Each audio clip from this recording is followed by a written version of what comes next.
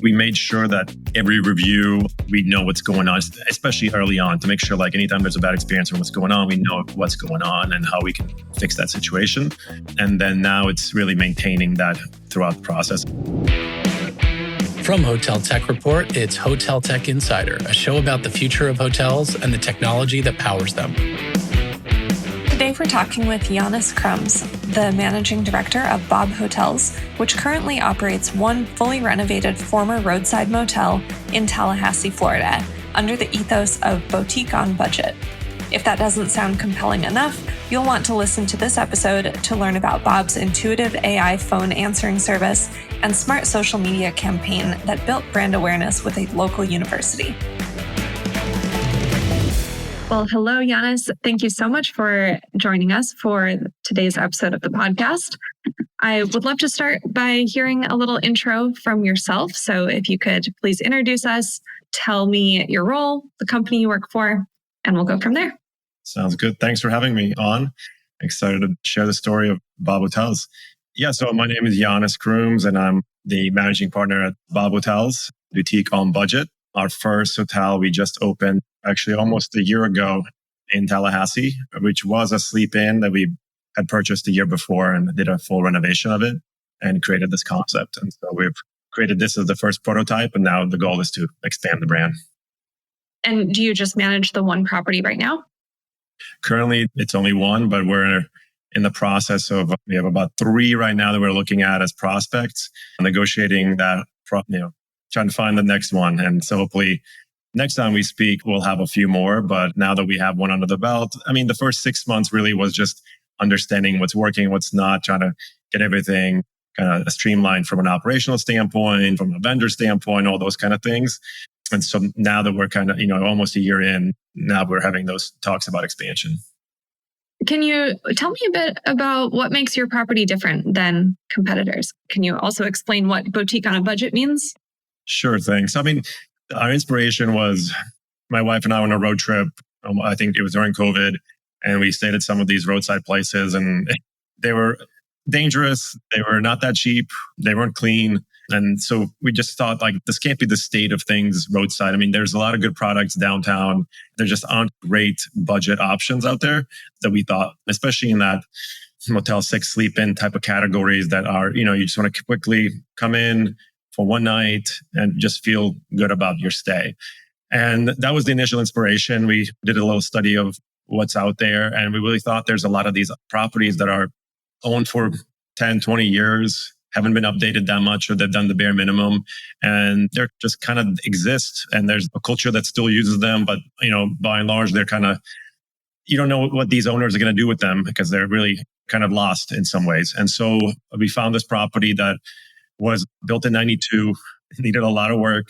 And it was one of those deals where, it should have probably been deflagged or flagged to something else because it was, in really rough shape. And there was really no exit from that owner, right? We were that savior who could come in and actually do something with it because we had a vision of trying to do something. But I don't think anyone else would come in and actually want to put money in and keep it a sleep-in, let's say.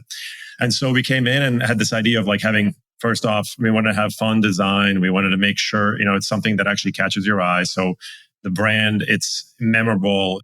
You're going to remember the name. You're going to remember the experience. The inspiration to us was Citizen M, Virgin, 25-hour hotel, those type of hotels from Europe. I'm from Latvia originally. My wife's French. So we kind of have a lot of those background from Europe. And we saw that there's a lot of those type of properties in Europe and not a lot in the US, especially in the budget side. So that was the initial kind of inspiration. And so then we geared to create the brand around that. So we really want to make sure it can be replicated so that it's something that can be, now that we have one, we could actually now have a playbook of how do we do this in other locations where, let's say 90% is kind of like there's a playbook. And then if you go to another location, you can kind of create that localized feel around it. We're not going to go, full graduate where it's going to be all in on one location. That's not going to be our playbook, but we're going to be a little bit more than the generic brands that are popping up right now where, you could interchange the names and the logos and you probably wouldn't know the difference. And so that was the initial one. It's going to be using technologies to make sure that our experience with the guests, from the booking experience to the arrival experience, the checkout experience, is more seamless than a lot of the other options. And then it's going to be the staff. We're training our staff to really have a different mentality than most budget places, most budget hotels have. It's going to be more high level star rating than what it's expected. And that's the feedback we've gotten so far. So I can imagine you're certainly using tech on a different level than the average roadside motel might use it. What would you say is your most critical technology partner right now? We're trying to use every vendor that we're using is kind of modern. We were in the system with Choice, and I think they haven't updated things in a couple of decades. So to us, we wanted to make sure that first off, it's intuitive from a user perspective. So our website's on Webflow, quickly, easy to change. I can edit things really quickly. I don't need a developer to make quick changes. Our booking engine, we're using Olive, which is a startup that's a couple of years old, but their whole pitch is trying to eliminate unnecessary steps. So you should be able to book a room with, the goal is 3 clicks, right? Like we just want to make it as super easy as possible. And the PMS we're using is Stay in Touch. And it's another very straightforward for our staff. And so those have been the forward facing. Well, I guess Olive is more forward facing than Stay in Touch, but Stay in Touch kind of powers the back end, obviously. And the other part is really the communication that I mentioned before with guests, because I think that's for us, we need to know if there's an issue with the guests, checking in, whatever's going on. Our GM needs to know, our front desk needs to know. And so we use Akia for text messaging, making sure that there's a pre-arrival guide. Once they check in, there's another text message that comes out telling them about the property and any issues that they might have. And so we want to make sure that during that experience, if there's something, our GM will see any negative issues and they will reach out directly. And that's been super helpful. I mean, over this year, we have now on Google over 1,100 reviews. We're rated 4.8 on Google, where we went from, non-existent on TripAdvisor to the number 2 rated and number 1 value property in Tallahassee in less than a year. And that's really about just kind of surprising our guests, because when they come in and they pay usually between $80 and $120, they don't expect much just because of the experiences they might have had in other locations and other type of hotels. And we've been compared to a Disney, a Chick-fil-A, where they really feel like the staff actually cares about the guests. And that's been the biggest driver for training and making sure that our employees understand that this is not just, you can't have your headphones in and looking at your phone while you're checking somebody in. You got to make sure you're actually engaging with that person. And it could be just as simple as, how's your day? And you just check them in without a lot of conversations, but it's making sure that they understand that they actually are being seen. And so those are probably the biggest things that we've kind of emphasized during our operations. Talk me through your mentality composing your tech stack. It sounds like you had the unique experience to kind of start from scratch once the Choice systems were out of there. How did you go about shopping for vendors, doing demos? What was your thinking there as you're building your ideal tech stack? I mean, as a kind of an outsider, my background was in tech, but not in hospitality. So I used some contacts that are in the industry. I used, Hotel Tech Report. I used other sites just to kind of understand what's out there and what's recommended, and also trying to streamline the process as much as possible, from reservations to, optimizing marketing to messaging, all those kind of things. So initially, obviously, it starts with the PMS, and so we experimented with conversations with a few of the the biggest players, the Cloudbiz, the Muse, those type of PMSs. I ended up sticking with Stay in Touch, and that's been a very good experience. Their customer service has been great. Their whole experience has been really good, and they're very responsive. And so also from a trainings perspective, it's been very easy for our staff to come in and really understand the systems, because they're pretty intuitive. If they've been in other legacy flag properties, that they pretty quickly, within a couple hours of training, they already know what's going on. So that was number 1. And then to me, number 2 was visibility. So I wanted to make sure that we can see, a property can be seen properly and we can market and get out there, especially as a brand new product. So initially we were definitely leaning heavily on the OTAs, just because we had no brand equity. Nobody knew who we were. So we were making sure that we could at least be seen there and make sure there's a lot of deals out there. So that was kind of like our initial push to just get people in the door. That led to revenue management. We actually ended up going with Diamo, and they've been a partner since opening, and They obviously had a little bit of restructuring, but they're coming out of that pretty strong. And they also do digital marketing as well. So you can work with them to push the meta search, the SEO, SEM, OT, travel ads, all that through their platform, which is pretty nice just to not have to worry about. And then you can see your performance through their platform as well. And we've been doing really well there once we started going through after a couple months of visibility, our travel ads were performing north of 30x ROAS, and our search, we were 20x, which I think industry standards about 6x. Those are really the tech stack that we're using now. Really, initially, the first 6 months, it was awareness. I mean, on Expedia, pretty quickly, we got recognized as a VIP hotel. Actually, I think the only one in Tallahassee. And so we were, featured prominently on search results. I mean, so all those small things, we made sure that every review, we know what's going on, especially early on, to make sure like anytime there's a bad experience or what's going on, we know what's going on and how we can fix that situation. And then now it's really maintaining that throughout the process. And another thing that we do, we use jot forms for our shifts so that every shift we know if there's an issue coming in from the front desk or anything. Our GM gets an update every 8 hours as well, every shift. So it's like, so that way, all the management team, everybody is understanding what's performing, what's not performing. And if there's an issue we need to address, we're all aware of it.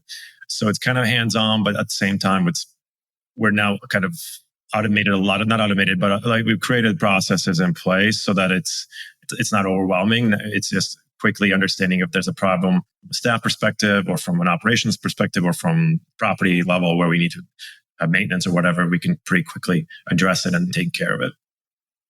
So you mentioned the focused on guest reviews. Are you using any reputation management system, or how do you and your team ingest reviews, read them, and then perform any appropriate follow-up? We use guest review for just an aggregate, and they do a good job of just kind of showing us what's going on. Price point wise, they're really good compared to some of the other legacy companies. So they were kind of a no-brainer for what they do and from a cost perspective. And then otherwise, we have some templates and things of how to answer questions. Initially, we were very hands-on at the management level, but now we've given the reins over a little bit to our staff to be able to answer, and with a certain Bob flair. If you go on our Google reviews, you'll know what I mean. Just to kind of have some fun there. And so we've created some frameworks that they follow of how to answer. And number one is being respectful. But if there's someone who's being very unreasonable, we might call them out on it. Because as we all know, hospitality has a lot of characters, and sometimes they might not be always right. You mentioned for the first few months after the hotel opened that you were quite reliant on OTAs, third-party channels.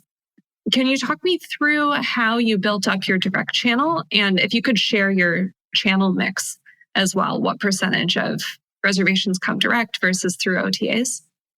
Yeah, I mean, we were very heavily on OTAs. I mean, I would probably say we were probably like first 3 months, 70% probably OTAs.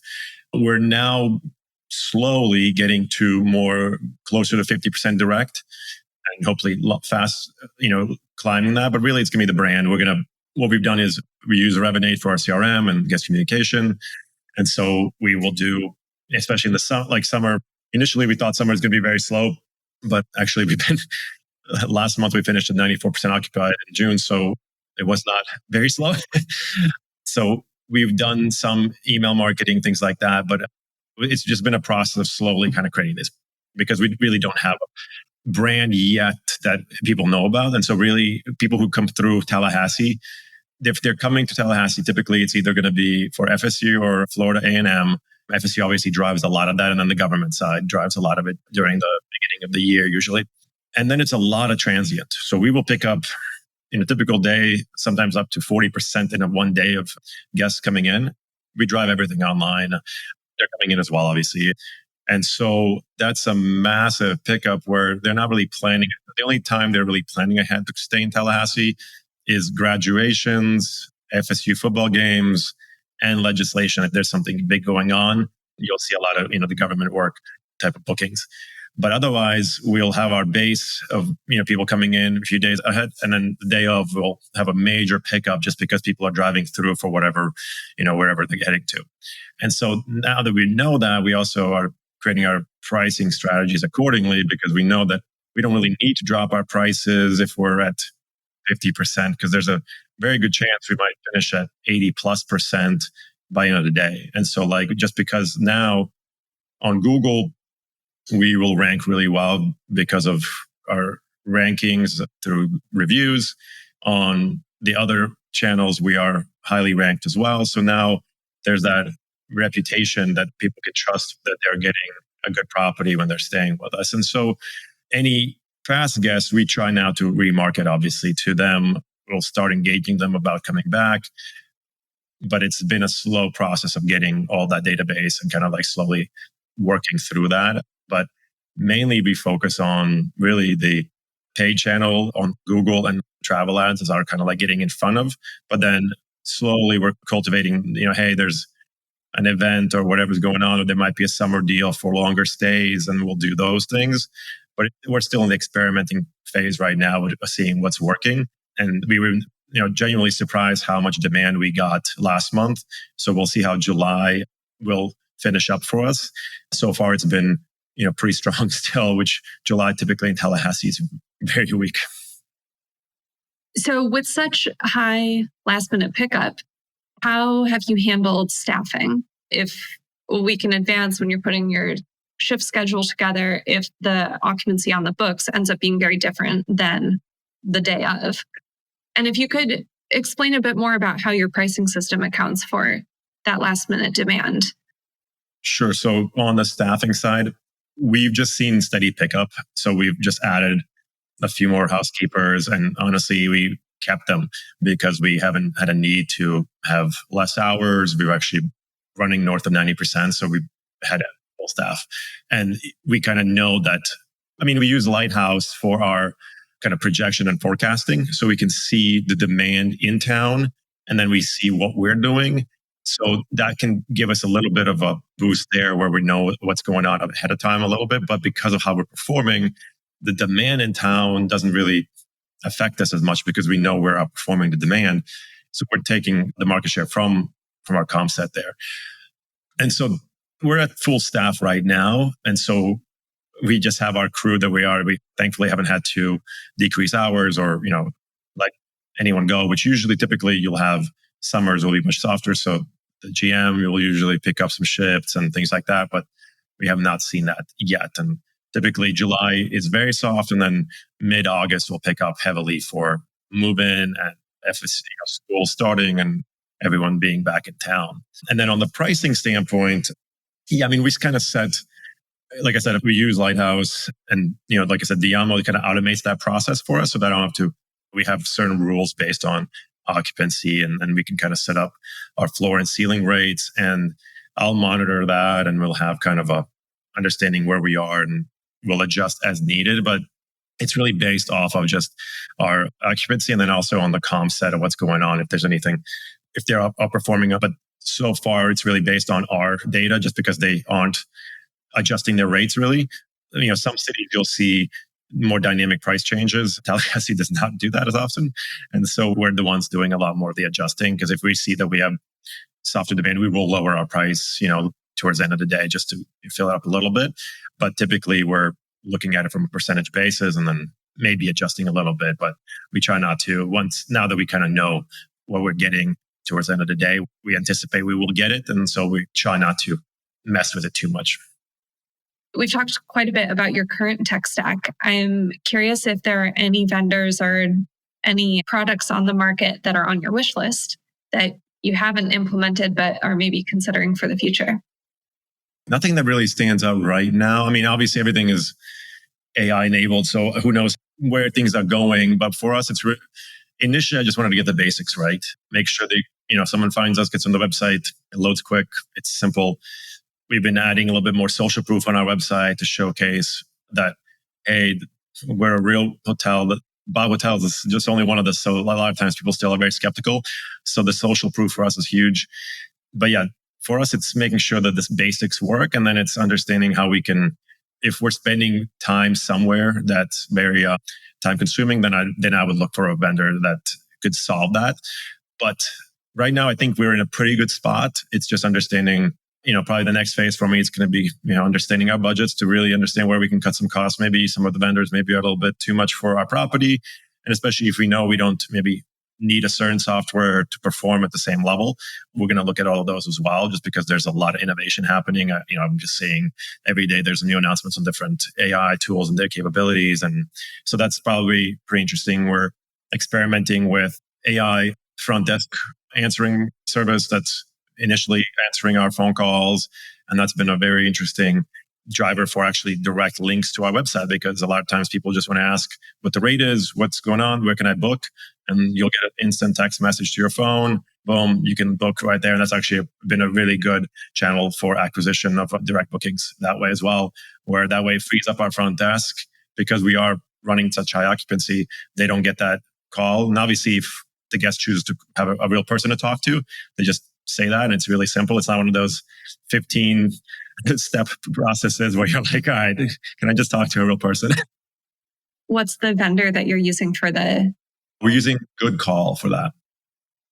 Shifting gears a bit, I'm curious to hear from you, given your kind of fresh perspective on the industry. What would you say are one or two skills or characteristics that someone should have to be successful in hospitality? I mean, number one is it's a people business, right? Like, I was the GM for a few months in here, and you just have to be able to connect with people and enjoy that process. Because if you don't like that process, you definitely shouldn't be in hospitality. That's number one for me. You really have to understand, because everyone's coming in. There's so many different stories every day coming into your hotel, and you need to be able to kind of have that a good relationship with people and the staff, because it's, it's such a personal thing every day. It's, making sure that that's a very good experience. And then, I mean, to me, another characteristic, really, it's such a dynamic environment too. There's always something new happening, from either it could be something on the operational side, or it could be a vendor. So you just being able to deal with issues and fires as they come up, and be able to kind of like manage that stress. It's by the other one. And it changes. I mean, when we took it over as a sleep in, there was different type of stresses and different type of issues that we were running into. Now we've tried to elevate this property, and you're now creating a really curated experience for people to coming in, and they really expect now a little bit something higher level than just a bed. And so you really try to then have a different experience. So it's ever shifting, but to me, that's business. You have to kind of adjust on what's going on, and you see what the requirements are, and you have to address those. So thinking about the future of Bob Hotels, you mentioned you're interested in growing. What would you say is the goal for the next 5 years? I mean, our goal really is to find partners and other properties that can be, I think, initially converted. I think there's a lot of these type of properties out there that are a little bit older. They might not know what really to do with it. And we're kind of showing the playbook of how to level up an older property. And so for us, it's finding those type of, both from, we're right now trying to acquire ourselves as our group, but we've been approached to potentially franchise this concept, or, have conversations that way as well. I think initially we probably want to have a few more of these, just to be able to have a real playbook of how we want to expand, and how we, what tech stack's going to be the final one, or at least we know exactly, if you open one, how to do it efficiently. But those are the plans right now. We have 2 properties that we're looking at in Florida that, would be interesting for us, just because they are older and, need a lot of work. But I think that's the niche that we're sitting in, where we can come in, have a good acquisition price, and then we have hopefully a low renovation cost as well. Current environment is a little iffy, but hopefully we can get a good price again on this one. And that's how we're approaching it initially, to understand this first year was really a lot of questions being answered, and then how we want to run this type of property. And now it's really, okay, now that we feel like we have some answers, how do we want to expand? Before we wrap up, I like to ask this question at the end, because sometimes there are some hot takes. Curious, what is one thing you believe about technology in the hotel space that your peers or competitors might disagree with? I think, being an outsider coming in, I think a lot of the bigger companies in the space will need to really level up I think a lot of the incumbents just don't have products that are that good, or they're priced extremely high for levels that maybe don't make sense for what they actually deliver.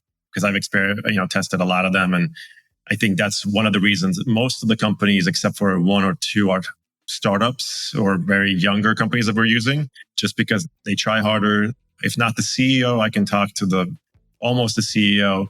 I talked to a few of the other incumbents, and I honestly don't think the sales guys knew their own product.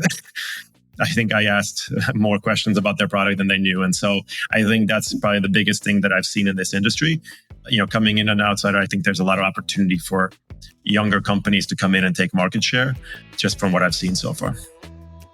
Well, thank you so much for your time, Janis. It was so great chatting with you, and really excited to see where Bob Hotels goes over the next couple of years. Thank you, Adrian. Thanks for having me on. That's all for today's episode. Thanks for listening to Hotel Tech Insider, produced by hoteltechreport.com. Our goal with this podcast is to show you how the best in the business are leveraging technology to grow their properties and outperform the compset by using innovative digital tools and strategies. I encourage all of our listeners to go try at least one of these strategies or tools that you learned from today's episode. Successful digital transformation is all about consistent small experiments over a long period of time. So don't wait until tomorrow to try something new. Do you know a hotelier who would be great to feature on this show? Or do you think that your story would bring a lot of value to our audience? Reach out to me directly on LinkedIn by searching for Jordan Hollander. For more episodes like this, follow Hotel Tech Insider on all major streaming platforms like Spotify and Apple Music.